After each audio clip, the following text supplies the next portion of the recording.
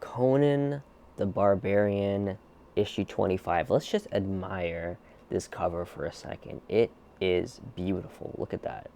Look at that. Now you might be wondering, why have I not reviewed Conan in months? The last Conan review I did was issue 21 back in like June or July, and now we have issue 25. Well, I don't know, bro. Some publisher is beefing with the Canadian supplier of Titan, or some Titan publisher is beefing with the Canadian supplier of Canada, or I don't know, some weird shipping issue with tariffs and Titan and publishers and Diamond and some weird things going on. So that has caused a big Conan famine in at least Toronto. I don't know about outside of Toronto, but I know in Toronto, more than half the stores don't have any Conan. I literally have to go to like 4 different stores just to get Conan. My LCS doesn't have it. I did scrummage over issues 22 and no 20 not 22 no yes 20 23 and 24.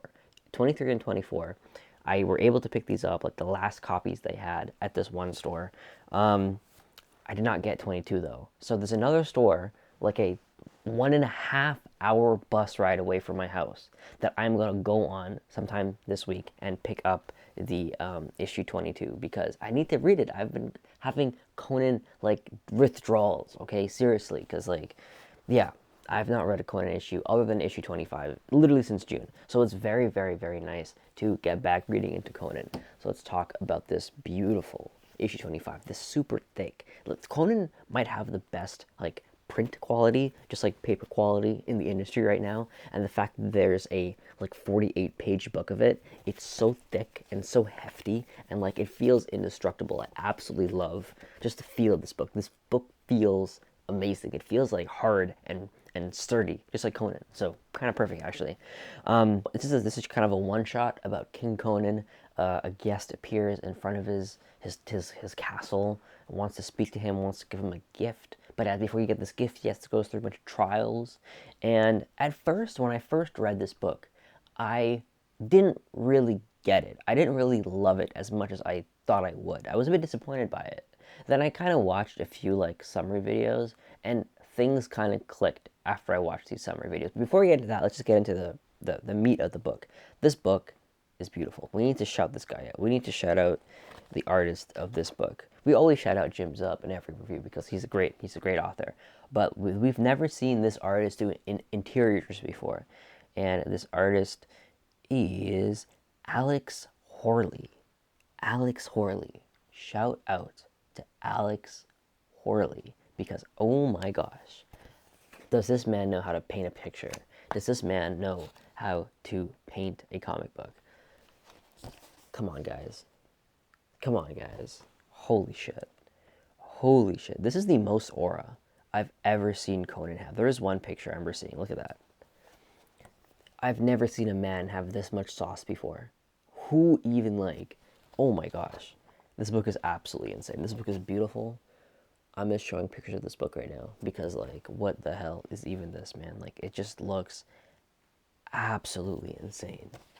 Oh my gosh, we need like, can we please have like every 25th issue we get Alex Horley to come in and just paint it? Just please, I'm begging you. Like, this is just mind blowing, just truly mind blowing how amazing this book is.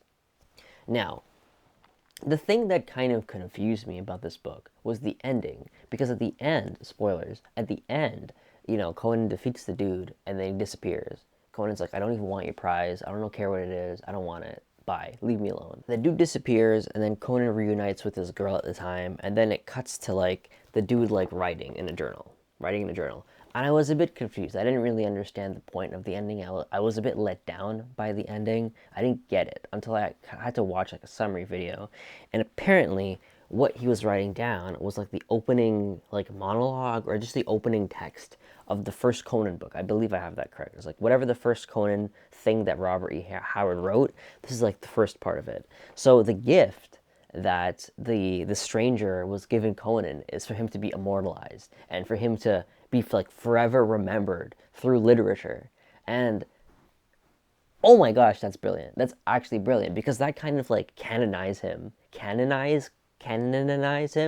into like our world because like we have those like ancient texts of Conan stories. Like this totally could have been this like could have happened in our world, and this guy like wrote the text of that, and it's like it makes it so meta, and it makes it like, oh my gosh, it didn't click with me when I was reading. It only clicked with me when I watched like a summary video on YouTube, and how like his gift is telling the tales of Conan. That's why he had to go in his mind, and he had to like Conan had to relive all those battles, all those people he met, so this guy could like extract that information and write those stories. And yeah, that's what that's I love that. I love that concept so much, and it's just so cool. And there was like so what a perfect way to end this book. This massive celebration of Conan, of just like a celebration of Titan, a celebration of Jim Zub, a celebration of Conan, a celebration just of everything. And it's like the way they do that is like just to honor his legacy even more. And like again, I am Spider-Man not 94's biggest hater. What a stark contrast from Conan 25, the way they honor Conan and honor his legacy, the way they dishonor Spider-Man 94 TV show, they dishonor John Semper Jr., they dishonor everything about it. I hate this book so much, I'm going to stop talking about it. But this is the way, this is how you honor a character. I have just started to read Conan.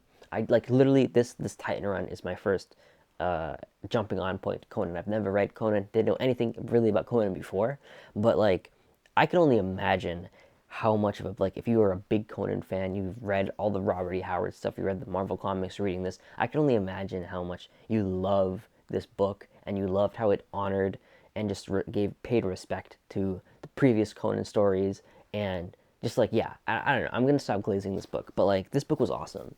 Is this a 10 out of 10?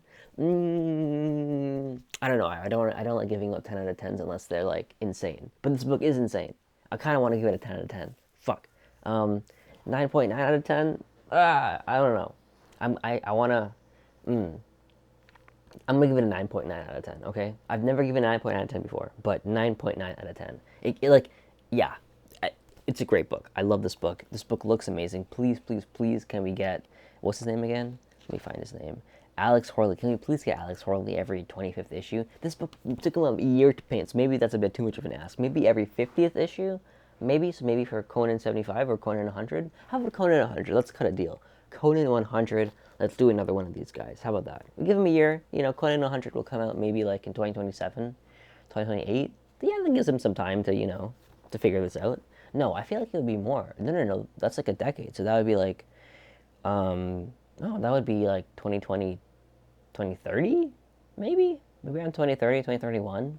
Come on, you got like 8 years to do it, man. You could do it in 8 years. You could paint another one in 8 years. So yes, please, please, please. I really hope they don't like delegate this guy to Savage Sword of Conan. Please keep him on the regular book, please. It pains me so much to see Robert De La Torre on Savage Sword. Please bring him back to the main series. I'm begging you. What can I do, Jim Zub? Jim Zub, what can I do for you to bring Robert De La Torre back to the main series? Why is he on? Why do I see this man on Savage Sword of Conan? Why?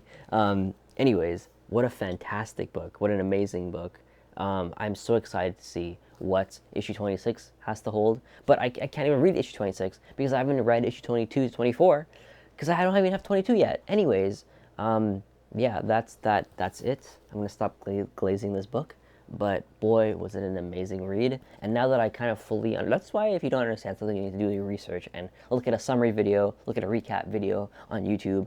Because if I didn't watch that video, I really would not have got the full experience. I just got this book, But I'm really happy that I did that. And yeah, shout out to Jim Zub, shout out to Alex Horley. Hold on, there's other people that worked on this book. Shout out to Richard Starkings and Comic Crafts Tyler Smith. Shout out to Chris Boot, that guy. Also, I do have one slight criticism of this book. Speaking of the lettering, and with this style of painting, it's not sharp. It's very kind of hazy, which I love it. I love the style. I don't. That's not a negative. It's just what it is. It's not a very like digital and very sharp with fine edges. It's very kind of blurry. I don't know if blurry is the right word, but it is very hazy. And I feel like with some of the text bubbles, since they were so white, like just the sharpness of the white, I don't think it kind of matched well with. Is it gonna focus? Come on, focus, focus. I don't know. I don't know if you can see it, but I don't think the sharpness and just the brightness of those white backings of the text bubble matched well with kind of the haziness and just kind of the style of painting with this book. I feel like it looked a bit better when the text bubbles were a bit different colors, just a bit like a blue or a gray, or just a text bubble that just because I just felt like when it was white, it just stuck out way too much, and I think it did take away from the art a bit when it was white. These like white text bubbles, it just felt because this book doesn't really feel like a comic book. It feels like an epic story, an epic like painting, you know. But when you see these white like background text bubbles, it just kind of takes it away, and it kind of reminds you, all right, I'm reading a comic book, which isn't a bad thing. But like, I just feel like I don't know. I just preferred when the text boxes or bubbles were a different color, like gray, because I feel like it just blended in with the painting a bit more, and it wasn't as like such a stark contrast. So that's my one criticism. So not a story criticism, not a writing criticism, just a little nitpick that I feel like could have elevated the book to maybe a 10 out of 10. Who knows? But yeah, excellent book, and I'm gonna stop glazing it. Bye bye. Good night.